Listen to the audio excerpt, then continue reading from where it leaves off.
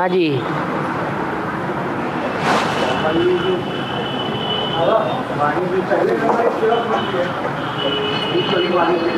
एक मिनट है।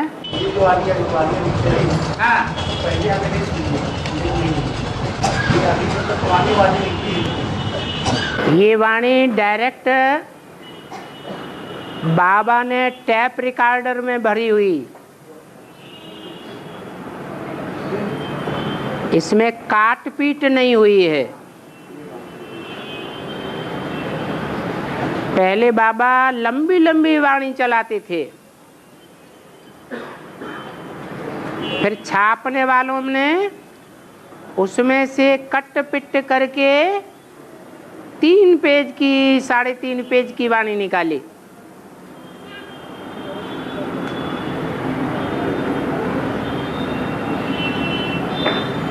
ये तो बाबा के ज्यों के त्यों वर्षन से हैं। हाँ जी। और पहले नंबर की सेवा कौन सी? पहले नंबर की सेवा है बाप की एक्यूरेट याद में रहते हुए सारी दुनिया को वाइब्रेशन से खींचना, बाप का बनाना।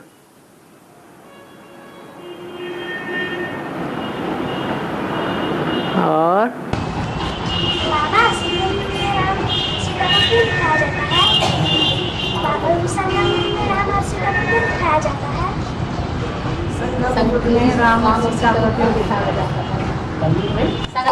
संगम क्या राम और सीता को क्यों दिखाया जाता है? राम अवतार, राम और सीता को क्यों दिखाया जाता है?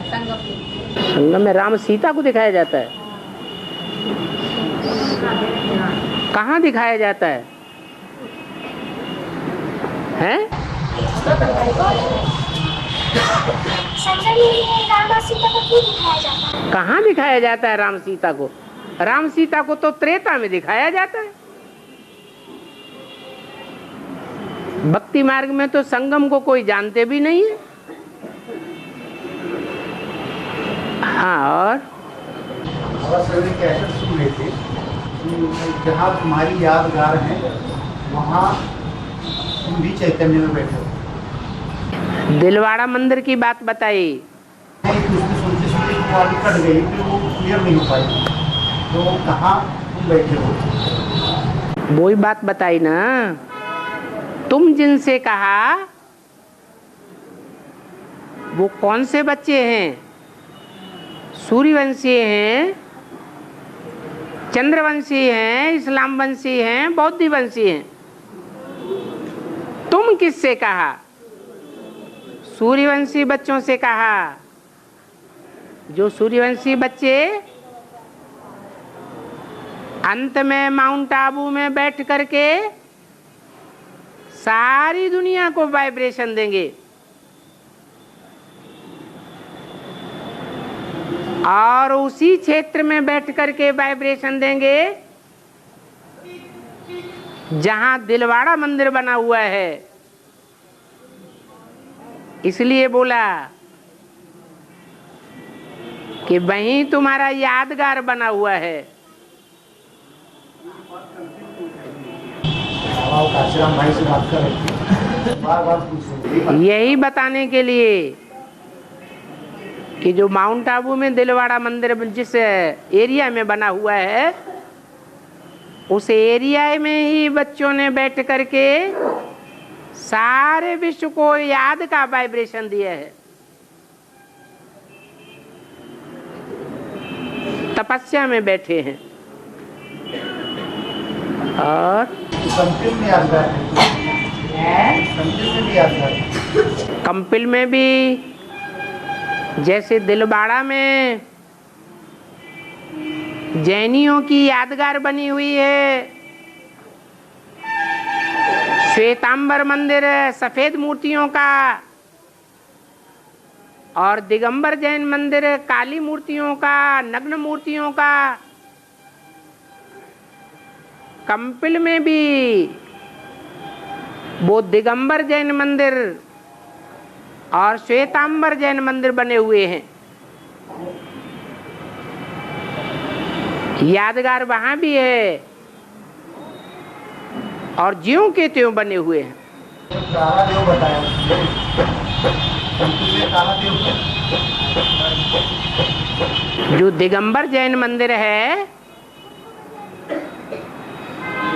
उसमें आदिदेव की काली मूर्ति भी रखी हुई है। और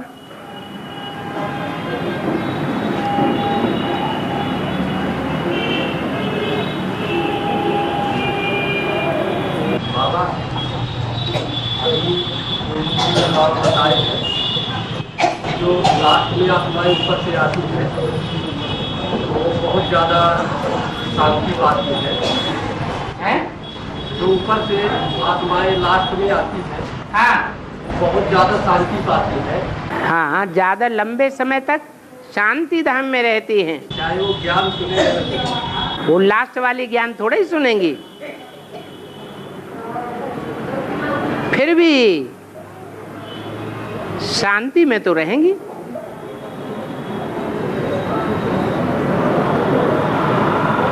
जो बहुत ज्ञान सुनते हैं वो सुख में रहते हैं।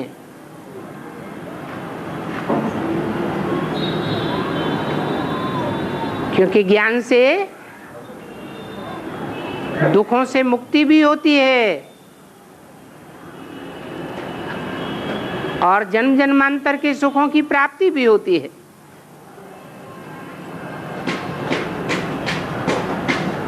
लास्ट में आने वाली आत्माएं तो सिर्फ याद में रहेंगी, ज्ञान नहीं सुनेंगी उतना। और जो देवता धर्म की आत्माएं हो रहा है वो कब आ जाती है सब यहाँ? हर धर्म की आत्माएं आदि से लेकर के अंत तक आती रहती हैं। हर धर्म की आत्माएं, हर धर्म की आत्मा, देवी देवता धर्म की भी आत्माएं रहती है। देवी देवता धर्म की भी आत्माएं संगम में स्वर्णिम काल के आदि से लेकर कलयुग के अंत तक आती रहती हैं, जब तक बाप की प्रत्यक्षता हो, जब तक नया संवत शुरू हो, संवत एक एक एक,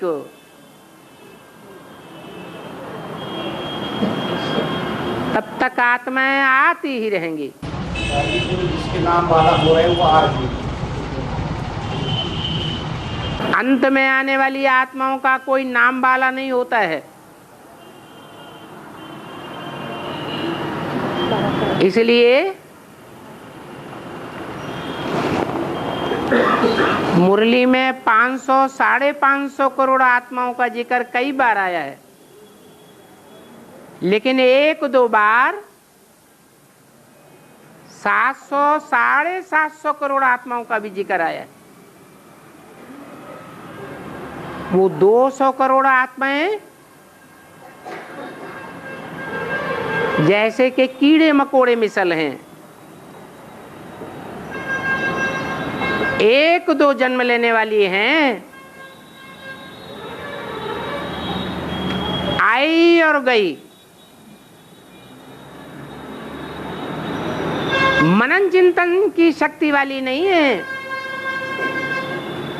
मनुष्यों की कोटि की नहीं है। मनुष्य उन्हें कहा जाता है जो मनन चिंतन मंथन करने वाले मनु की औलाद हैं।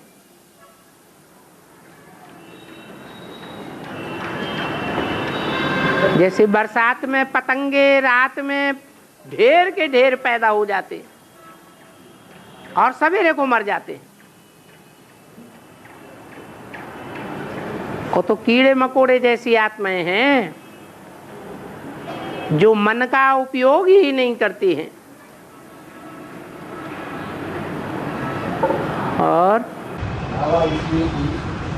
फोटो में से कोई और कोई में से भी कोई ही मुझे बिरला ही आकर यहाँ पहचान।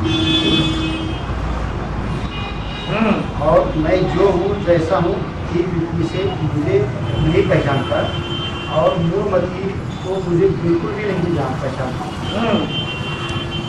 तो मूढ़मती कौन है? मूढ़ माने मूर्ख, मति माने बुद्धि, अकल, जिनकी मूर्खों जैसी अकल है, मूढ़मती हैं, वो तो मेरे को पहचान ही नहीं सकते। लेकिन कोई बताया, कोई में कोई ही मैं जैसा हूँ। जो पहचानते हैं बेसिक रूप में, वो बेसिक पढ़ाई पढ़ने वाले,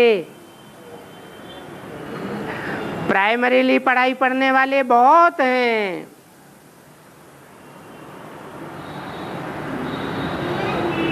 करोड़ों की तादाद में हैं। कितने हैं जो ब्रह्मा के स्तर की पढ़ाई पढ़ते हैं? कितनी संख्या है? करोड़ों माने 33 करोड़।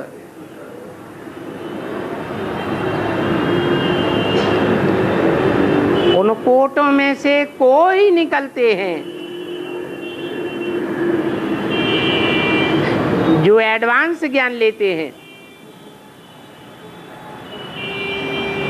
तो कहा जाता है कोटों में से कोई, और फिर उनमें भी चुनाव होता है।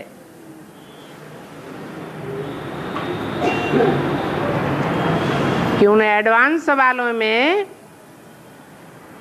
कौन कौन है जो नंबरवार मालाओं में आते हैं। तब कहा जाता है कोटों में से कोई, और कोई में से भी कोई मुझे पहचानते हैं। और इसको बताया फिर मैं जो हूँ जैसा हूँ,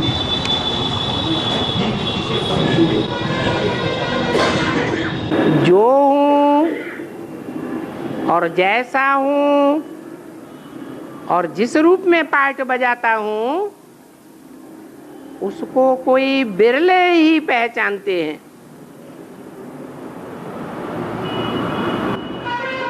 वो भी नंबरवार हैं। पहचानने वाले एक जैसे नहीं हैं। और बाबा सिक्स्थ एलिमेंट क्या है? सिक्स्थ एलिमेंट छठवां तत्व। सूक्ष्म लोक में छठवां तत्व होता है, प्रकाश तत्व। छठा तत्व 5 तत्व होते हैं। पृथ्वी, जल, वायु, अग्नि और आकाश। ये 5 तत्व पृथ्वी से जुड़े हुए हैं। पृथ्वी के वायुमंडल के अंदर हैं।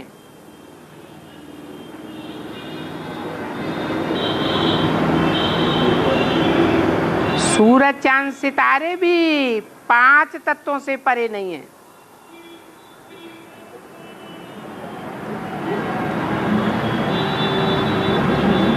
स्पेस में ये 5 तत्व फैले हुए हैं।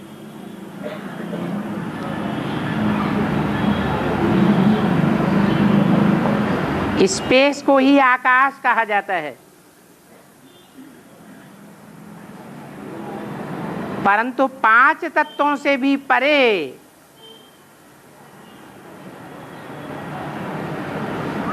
5 एलिमेंट से परे भी एक छठा तुरीय तत्व है, जिसे ब्रह्म तत्व कहा जाता है।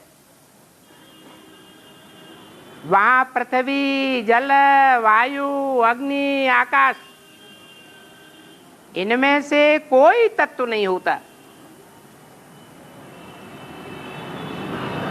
सिर्फ आत्माओं का प्रकाश ही प्रकाश है। वो महत तत्व कहा जाता है, महान तत्व है।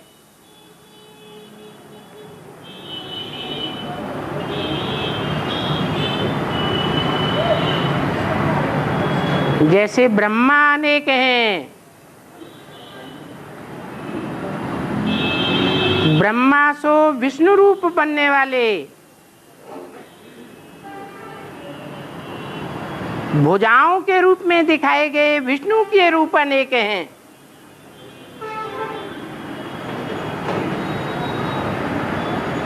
विष्णु की 4 भुजाएं दिखाते हैं। कोई लेफ्टिस्ट हैं, कोई राइटियस हैं, कोई ऊपर की हैं, कोई नीचे की हैं।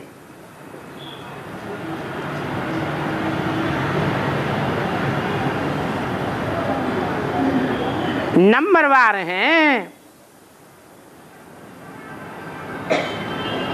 जो ब्रह्मा सो विष्णु बनते हैं, परंतु उन ब्रह्मा कहे जाने वालों में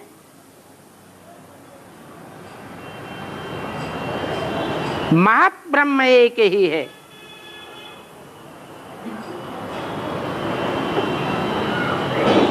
जो विष्णु की 4 भुजाओं को कंट्रोल करने वाला है।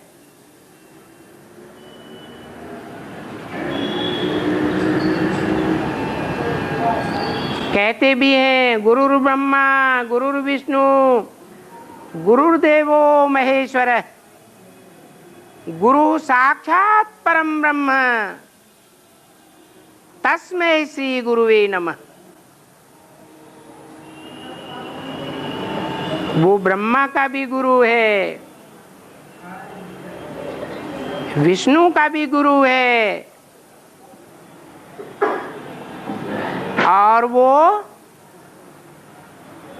जो तीसरी मूर्ति कही जाती है शंकर, याद में बैठी हुई पुरुषार्थी रूप है।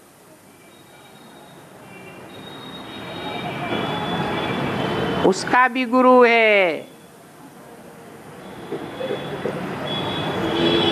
वो पुरुषार्थी रूप नहीं है,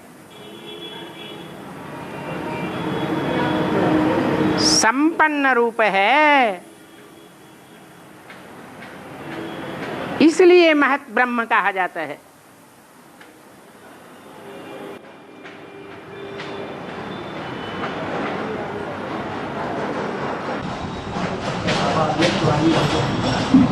एक तरफ विनाश की नजर, एक तरफ स्थिति की नजर होंगे। विनाश होता रहेगा और बाबा बच्चों को बहलाते रहेंगे। हाँ जी। कैसे बहलाएंगे? जो बाप के बनकर रहेंगे उनको बहलाएंगे। जैसे कुरान में आया है, जब कयामत होगी तो खुदा के बच्चे बड़े मौज में रहेंगे।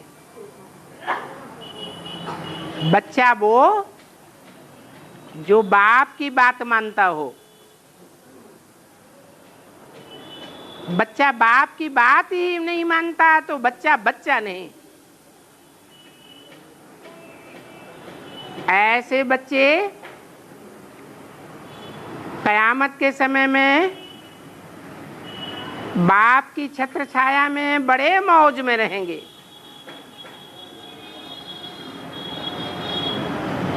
भले दुनिया में मौत का बाजार लगता रहेगा,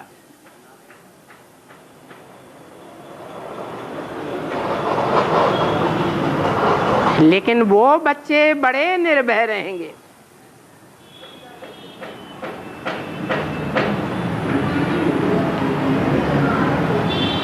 कोई भय के वशीभूत नहीं होंगे।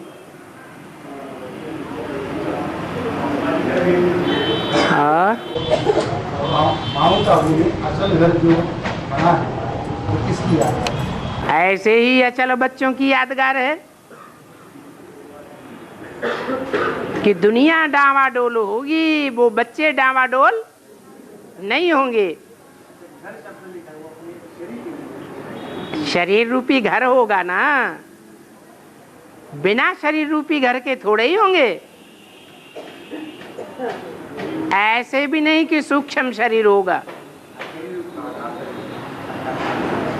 स्थूल शरीर होगा, साकार शरीर होगा। साकार शरीर में रहते हुए भी आत्मा निश्चल रहेगी।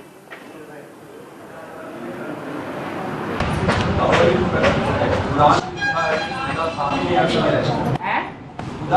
अर्श में रहता है, सातवें अर्श में रहता है खुदा, ऐसा कुरान में लिखा है। तो ब्रह्ममय तत्व को सातवां छठा तत्व सातवें अर्श में रहता है, ऐसा कुरान में। सातवें अर्श में उनकी पहुंच जहां तक है उतना ही जानेंगे ना।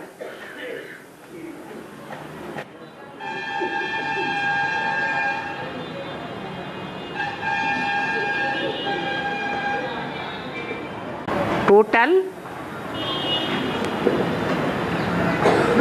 नारायण कितने हैं?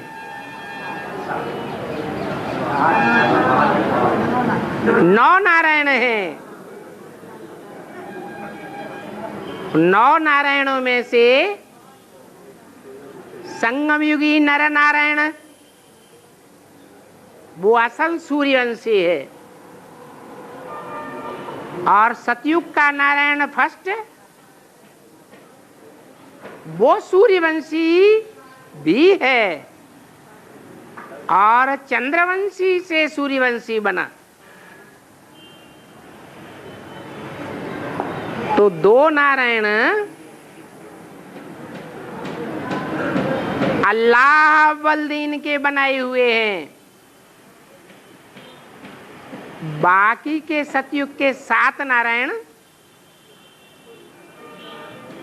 और धर्मों में कन्वर्ट होने वाले हैं। उन 7 नारायणों में से जो सतयुग का दूसरा नारायण है, 7 नारायणों में से फर्स्ट कहा जाता है, वो कौन से धर्म में कन्वर्ट होता है? इस्लाम धर्म में कन्वर्ट होता है। उससे नीचे 6 नारायण और हैं। इसलिए उनकी पहुंच 7वें नारायण तक ही है।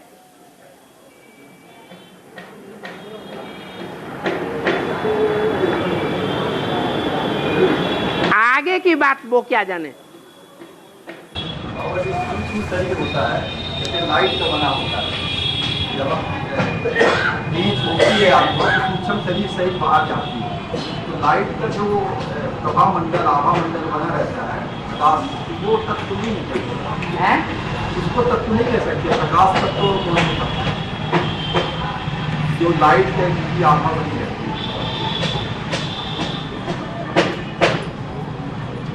शिव बाबा परम धाम वासी है। महत तत्व का रहने वाला है, परंतु इस दुनिया में जब आता है तो ब्रह्म महत तत्व में आता है।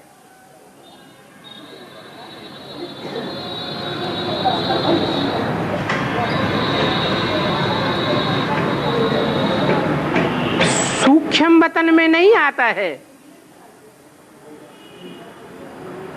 सूक्ष्म शरीरधारियों में भी नहीं आता है। इसलिए मुरली में कहा है सूक्ष्म शरीरधारी ब्रह्मा में मैं नहीं आता हूं। ये सूक्ष्म शरीरधारी जितने भी होते हैं वो ज्ञानी आत्माएं हैं, या अज्ञानी आत्माएं हैं, बहुत पाप करते हैं तो उनके पाप बहुत ज्यादा न बढ़ जाएं, इसलिए थोड़े टाइम के लिए या लंबे टाइम के लिए भी उनको सूक्ष्म शरीर मिलता है। इससे साबित होता है कि वो अज्ञानी पाप आत्माएं हैं। अज्ञानी आत्माएं ज्यादा पाप करेंगी जन्म जन्मांतर, या ज्ञानी आत्माएं ज्यादा पाप करेंगी?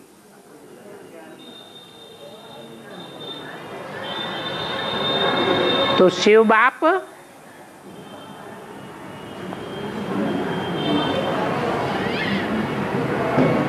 अज्ञानी में आवेगा,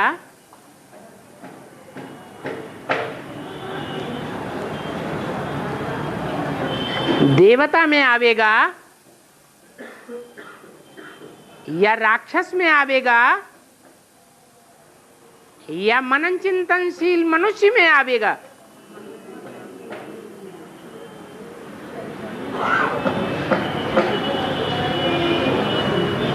जो भगवान के ज्ञान की कदर ही नहीं करते, उनमें क्यों आवेगा?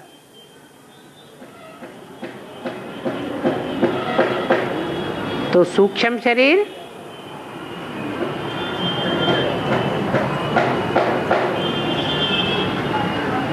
ये अल्पकाल की चीज है।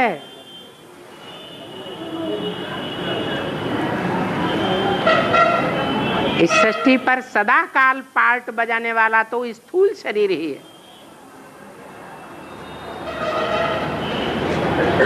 और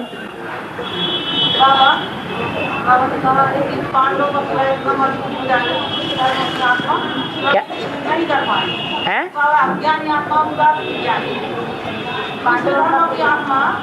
पांडवों की आत्मा पांडवों का किला इतना मजबूत बन जाएगा, दूसरे धर्म की आत्मा उसमें प्रवेश नहीं कर पाएगी। हाँ, कौन सी आत्मा?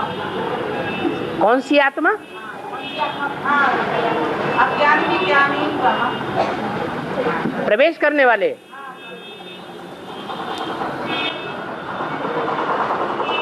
पांडवों का किला ज्ञानियों का किला है या अज्ञानियों का किला है? तो जो ज्ञानियों का किला है उसको तोड़ने के लिए अज्ञानी कोशिश करेंगे या ज्ञानी कोशिश करेंगे?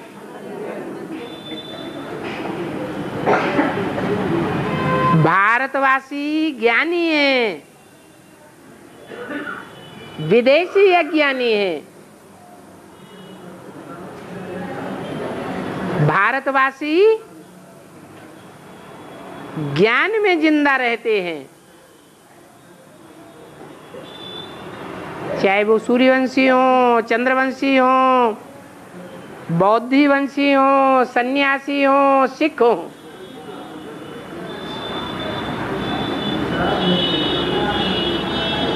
भगवान की महिमा में रहना माना ज्ञानी आत्माएं।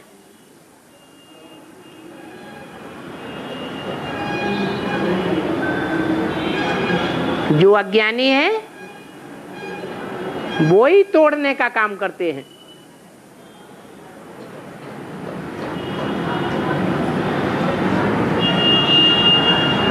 अभी ज्ञानी और अज्ञानी सब मिक्स हुए पड़े हैं। और भारत में, खास भारत की राजधानी दिल्ली में,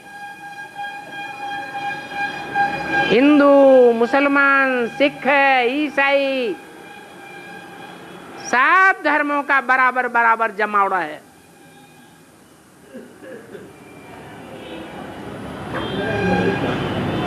तो दिल्ली का किला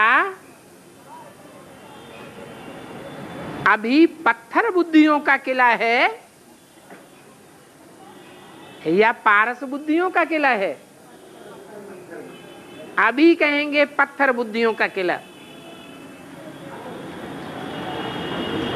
ये नई दिल्ली तो खास क्रिश्चियंस के द्वारा बनाई गई है।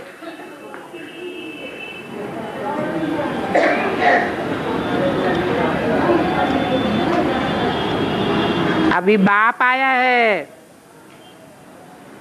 पारस बुद्धि पांडवों का किला बनाने के लिए।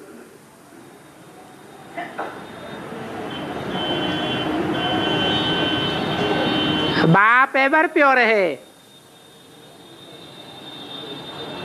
तो एवर प्योर बाप क्या बनाएगा? पवित्र आत्माओं की यूनिटी बनाता है।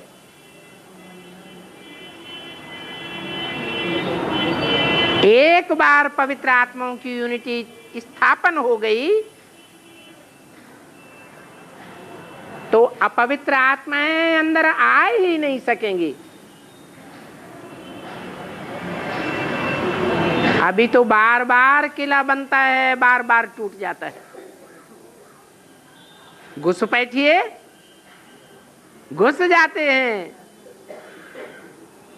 आतंकवादी घुस जाते हैं।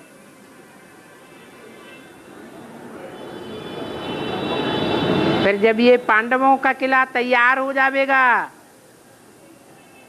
फिर उसमें एक भी आतंकवादी प्रवेश नहीं कर सकेगा। पुराने संस्कार बार बार उदय हो जाते हैं, सभी संस्कार उधर जाते हैं। ऐसा संगम युग में भगवान आकर के पढ़ाई पढ़ाते हैं। पढ़ाई पढ़ने वाले स्टूडेंट्स एक जैसे हैं या अलग अलग प्रकार के हैं?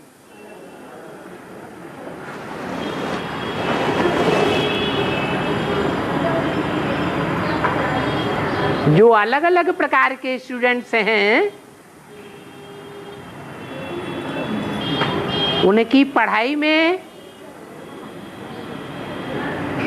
कुछ अंतर रहा होगा या नहीं रहा होगा? के प्रभाव में जरूर विधर्मियों की प्रभाव में आ जाते हैं।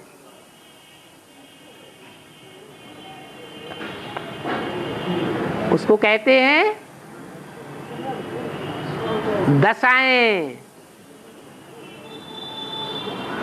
कोई के ऊपर राहु की दशा बैठ जाती है, कोई के ऊपर शनिचर की दशा बैठ जाती है, कोई के ऊपर बहुत अच्छी दशा बैठ जाती है बृहस्पति गुरु की। ये दशाएं क्या हैं?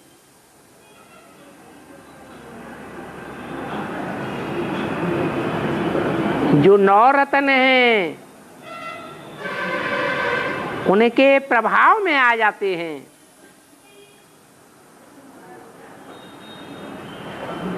कोई अच्छे प्रभाव से प्रभावित हो जाते हैं, कोई बुरे के संग में आ जाते हैं।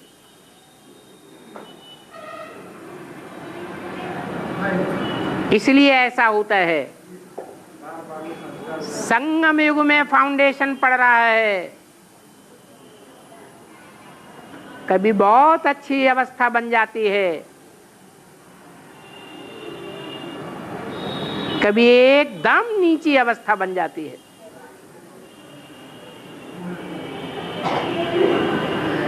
तो अभी संग के रंग से बहुत बचना है।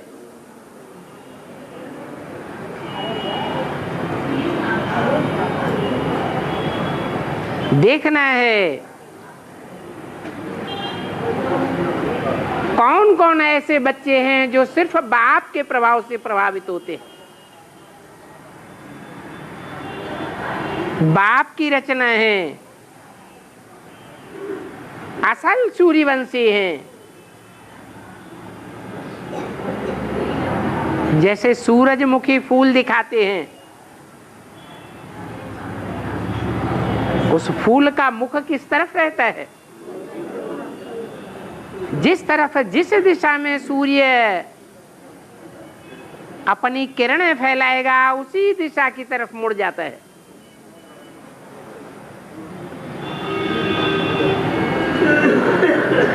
ऐसे ही सूर्यवंशी बच्चे और किसी के प्रभाव से प्रभावित नहीं होते हैं। ऐसे बच्चे भी हैं कि जितना ज्यादा माया का प्रकोप होता है उतनी ही ज्यादा तीव्र गति धारण कर लेते हैं पुरुषार्थ में।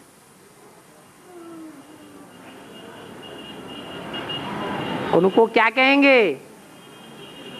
कौन से वंश के कहेंगे? उनको सूर्यवंशी कहेंगे।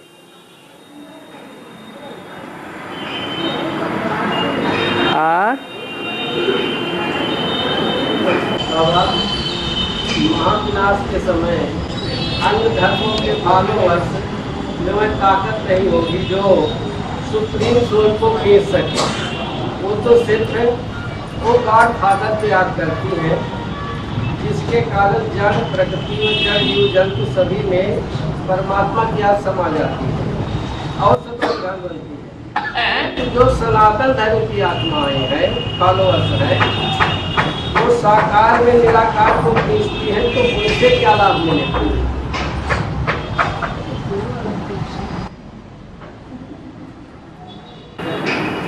आत्माओं से लाभ लेना है या परमपिता परमात्मा से लाभ लेना है?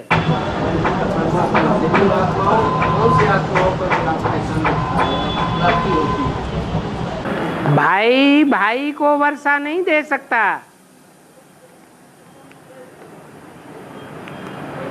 भाई से भाई को कोई वर्षा नहीं मिलता है। ये सुख शांति का वर्षा किससे मिलता है? एक बाप से वर्षा मिलता है। तो जो सूर्यवंशी बच्चे हैं वो सूर्य से ही रोशनी लेते हैं और कोई से ज्ञान की रोशनी नहीं लेते।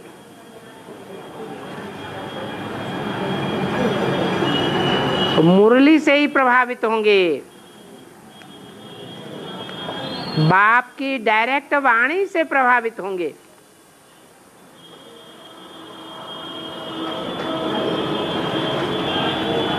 और बाबा जैसे बताया ब्रह्मांड तो पूरा गोल है, तो शिव को शिव बाबा को किस दिशा किस दिशा तरफ को याद करेगा?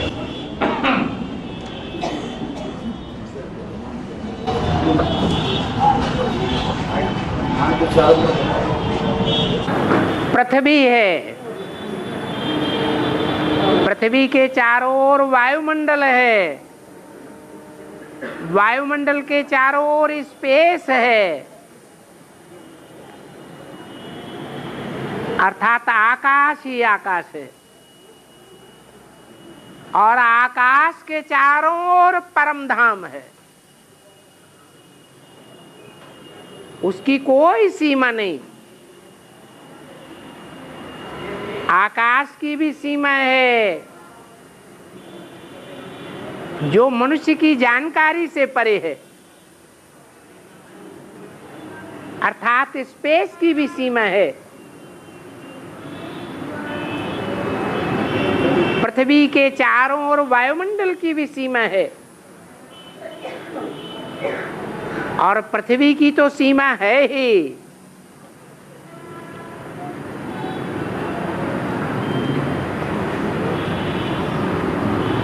तो परे से परे जो धाम है उसके लिए दिशा में नहीं बांधा जा सकता। ये नहीं कहेंगे परम धाम ऊपर है, वो परे ते परे है। पृथ्वी के वायुमंडल से भी परे स्पेस है, स्पेस से भी परे परम धाम है। परम धाम में आत्माएं बौद्धिक स्तर के आधार पर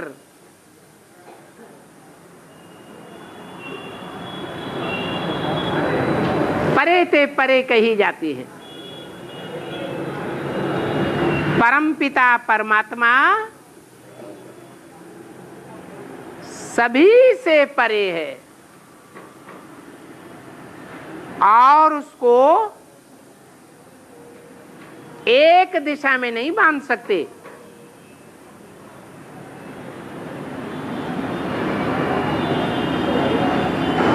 वो सारे ब्रह्मांड को लेकर के अभिभूत करके रहता है।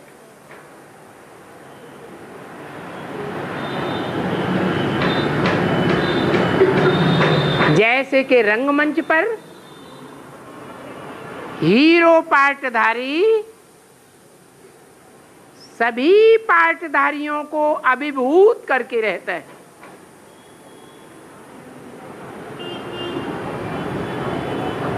ऐसे ही सभी आत्माएं हैं। 500 करोड़ आत्माओं को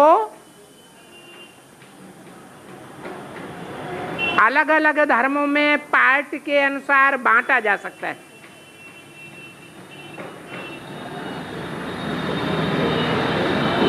कोई बाद में आने वाले धर्म है, कोई पहले आने वाला धर्म है।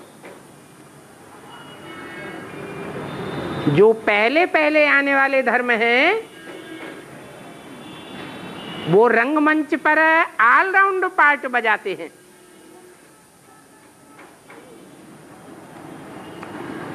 जो बाद में आने वाले धर्मावलंबी हैं वो पृथ्वी के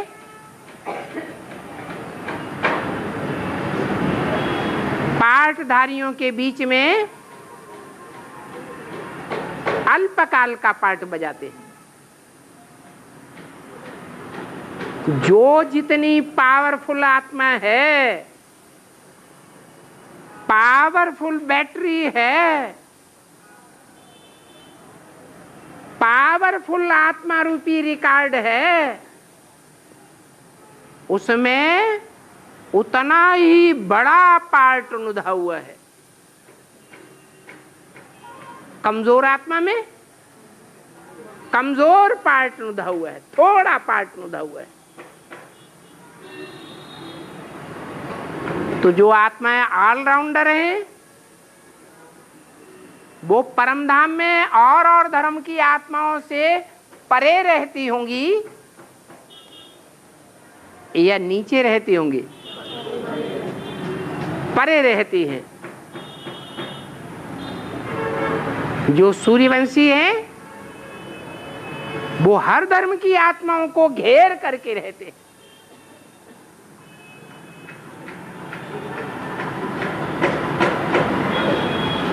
परमपिता परमात्मा से वह सबको घेर के रहता है,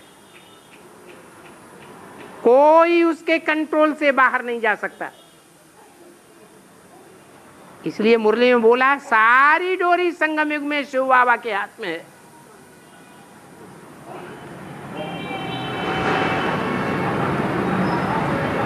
फिर है प्रजापिता की आत्मा, नर से नारायण बनने वाले की आत्मा, जो 500 करोड़ पार्टधारियों के बीच में हीरो पार्टधारी है। वो भी परमधाम में 500-700 करोड़ सभी मनुष्य आत्माओं को अभिभूत करके रहता है। दिशा की बात नहीं है,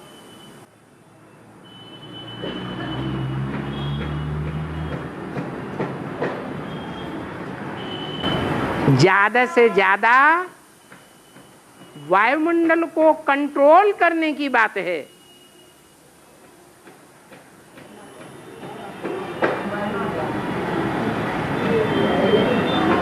कौन कितने घेरे को कंट्रोल कर सकता है?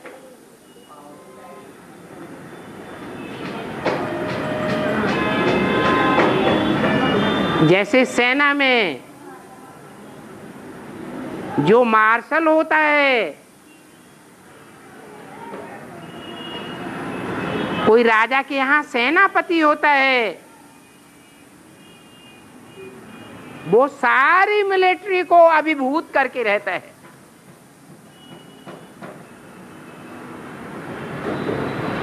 सारी सेना में एक भी ऐसा वॉरियर नहीं होगा जिसको वो कंट्रोल ना कर सके।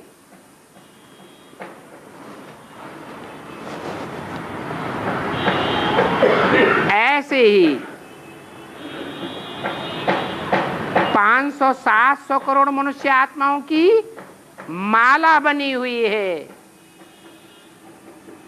नीचे का मणका ऊपर वाले को कंट्रोल नहीं कर सकता।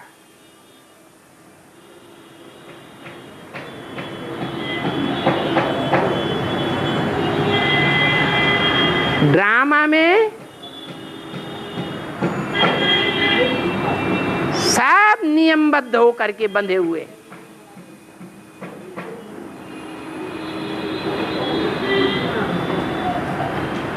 जैसे मिसाल के तौर पर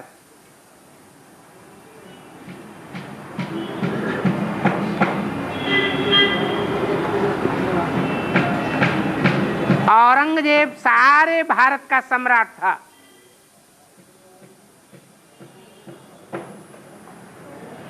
फिर क्या शिवाजी को कंट्रोल कर सका?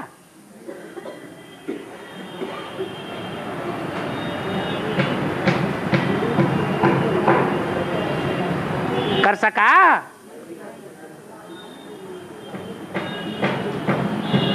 जैसे अकबर महान सम्राट अकबर कहा जाता है हिस्ट्री में, वो राणा प्रताप को कंट्रोल कर सका? नहीं कर सका।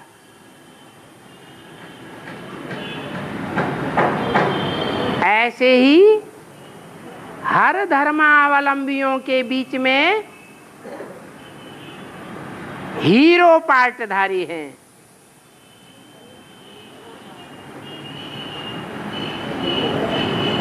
क्रिश्चियनिटी में 150-200 क्रिश्चियंस हैं जो क्राइस्ट को फॉलो करते हैं।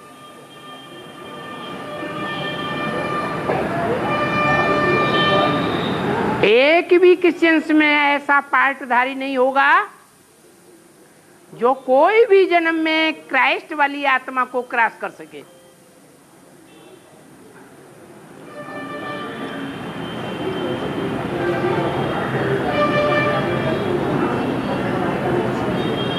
तो हर धर्म की भी माला बनी हुई है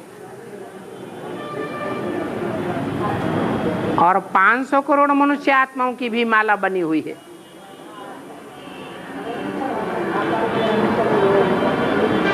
माला में लेफ्टिस्ट मणके भी होते हैं और राइटियस मणके भी होते हैं।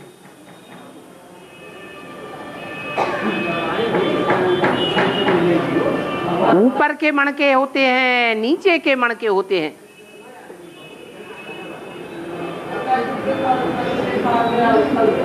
लेफ्टिस्ट बहुत पावरफुल होते हैं।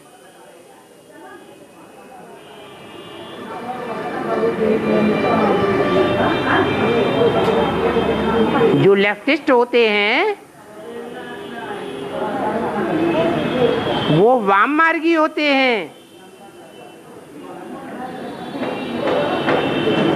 वाममार्गी दुनिया में उनका प्रभाव बहुत ज्यादा हो जाता है।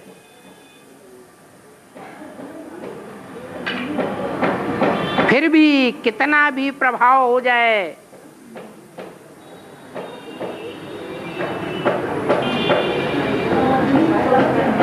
जब हिस्ट्री में लड़ाइयां हुई हैं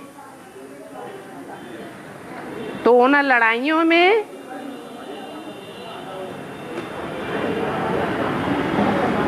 ऊंचे धर्म का नीचे से नीचा योद्धा होगा।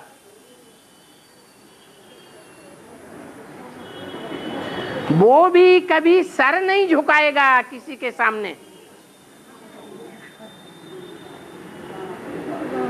मरते मरते मर जाएगा,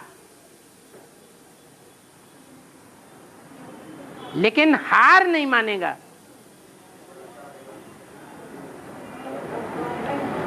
उसको झुक जाना कहेंगे।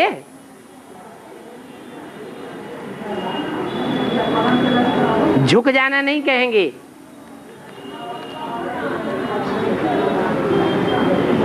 अंतमते सो गति हो जाती है। वो अगले जन्म में जन्म लेकर फिर मुकाबला करते हैं और आवश्यकता पड़े तो जन्म जन्मांतर मुकाबला करते हैं।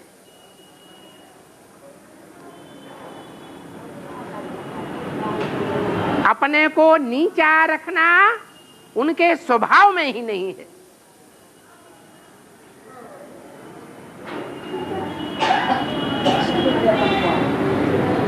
और आखिरी जब बाप आते हैं तो वो राइटियस मण के भी बाप की छत्र छाया में लेफ्टिस्ट मणकों के मुकाबले, आसुरी मणकों के मुकाबले ज्यादा पावरफुल साबित हो जाते हैं।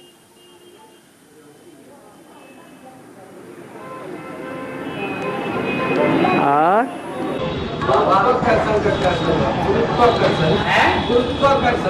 हाँ, जो गुरु माने भारी है वो हल्के को खींच लेता है। पृथ्वी भारी है तो चंद्रमा को अपनी ओर आकर्षित कर लेगी। कोई टाइम ऐसा जरूर आएगा कि चंद्रमा भी पृथ्वी में मिक्स हो जाएगा, ऐड हो जाएगा। जैसे माँ की गोदी में बच्चा छिप जाता है।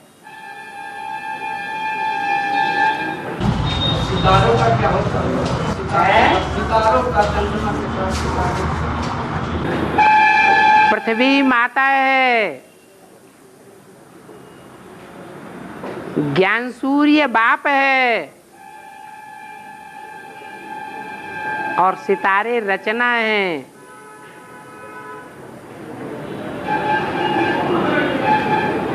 रचना को रचयिता के कंट्रोल में आना ही पड़ता है।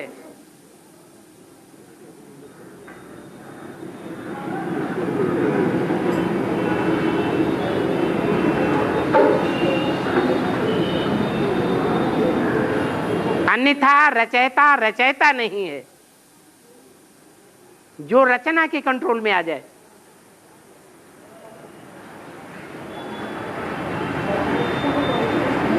और भक्ति मार्ग में रामायण में दिखाया गया है कि शिवगंगा का तो बताया नहीं गया, रावण तो मारा गया है। रावण तो मारा गया, शिवगंगा का बताया नहीं क्यों, कहाँ चली गई? कौन कहाँ चली गई?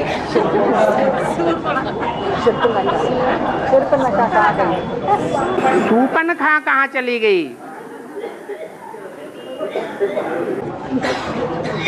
रावण तो मारा गया। बैठो। जब रावण ही मारा गया और शूर्पणखा तो रावण की बहन थी, तो ज्यादा पावरफुल थी या कम पावरफुल थी? है कम पावरफुल थी। जब ज्यादा पावरफुल का हाल बेहाल हो गया तो कम पावरफुल कैसे बचेगा? और सतयुग में क्या स्कूल रात नहीं होती है? अरे अभी कलयुग में देखो जाके,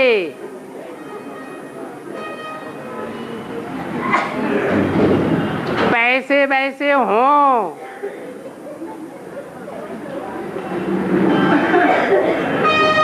तो हेलीकॉप्टर पर बैठ के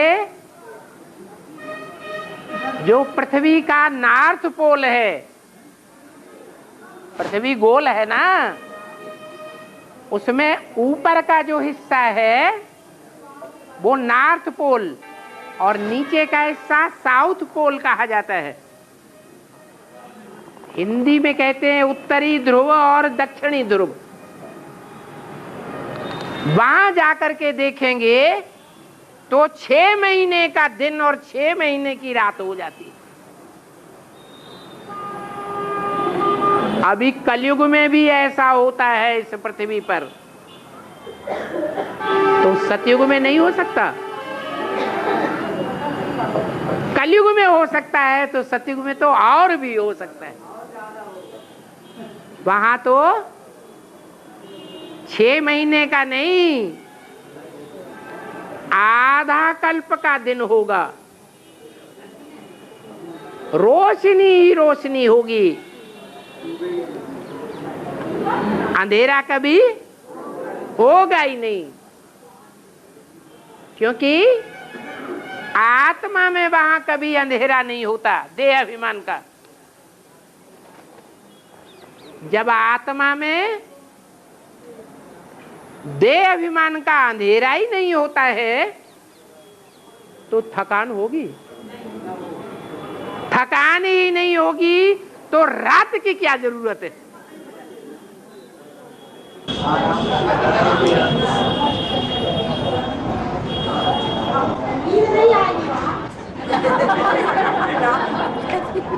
अरे नींद की भी उनको जरूरत है जो आत्मिक स्थिति में नहीं रहते हैं, देहभान में रहते हैं। जिनको देहभान ही नहीं होगा उनको आराम करने की भी क्या जरूरत। आत्मा जागती ज्योति है या सोने वाला असुर है? तो असली आत्मिक स्थिति में जब टिक जावेंगे तो सोने की दरकार रहेगी ही नहीं। कोई कहते हैं हमें नहीं ऐसा स्वर्ग चाहिए जहां चैन की नींद भी न हो।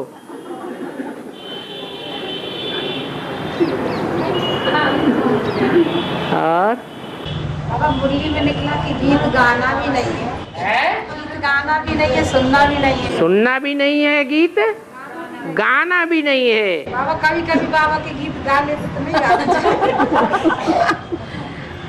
औरों को सुनाते हैं, विनाश सामने खड़ा है।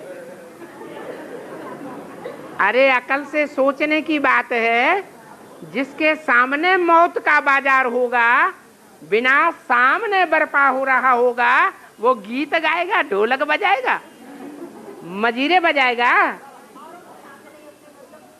ये ज्ञानियों की बात हुई।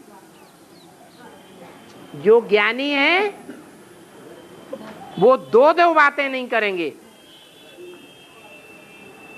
जो अज्ञानी होते हैं वो ही 2 बातें करते हैं। दुनिया को कहते हैं विनाश सामने खड़ा है और खुद कंक्रीट मकान अंडरग्राउंड बनाते रहते हैं और गीत गाते रहते हैं, डांस करते रहते हैं, बड़े बड़े जश्न मनाते रहते हैं, बड़े बड़े उत्सव मनाते हैं, लोगों को आमंत्रण करते हैं, 36 प्रकार के भोजन खिलाते हैं। उनको ज्ञानी कहेंगे या अज्ञानी कहेंगे? सत्य बाप के सत्य बोलने वाले सच्चे बच्चे कहेंगे या रावण के दोगले बच्चे कहेंगे? क्या कहेंगे? वो रावण के दोगले बच्चे हैं। इसलिए मुरली में बोला है न गीत गाना है और न गीत कानों से सुनना है।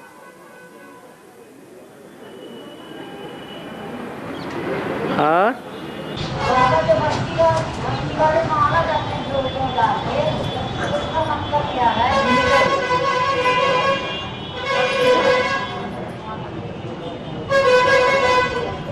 भक्ति मार्ग में माला फेरते हैं, एक मणके के बाद दूसरे मणके, तीसरे मणके, चौथे मणके को सिमरन करते हैं, स्मरण करते हैं।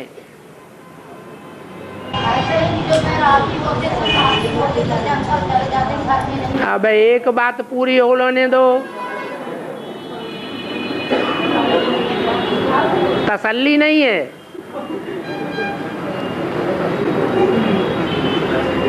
ये माला फेरने का फाउंडेशन संगम युग में पड़ता है। जो बाबा ने बोला है, एक भी पावरफुल ग्रुप तैयार होने पर 12-12 के 9 ग्रुप है ना, तो एक भी पावरफुल ग्रुप तैयार होने पर एक मणका दूसरे मणके को खींचते हुए अंत में 108 की माला तैयार हो जाएगी। इससे क्या साबित हुआ कि जो ऊपर वाला पावरफुल मणका है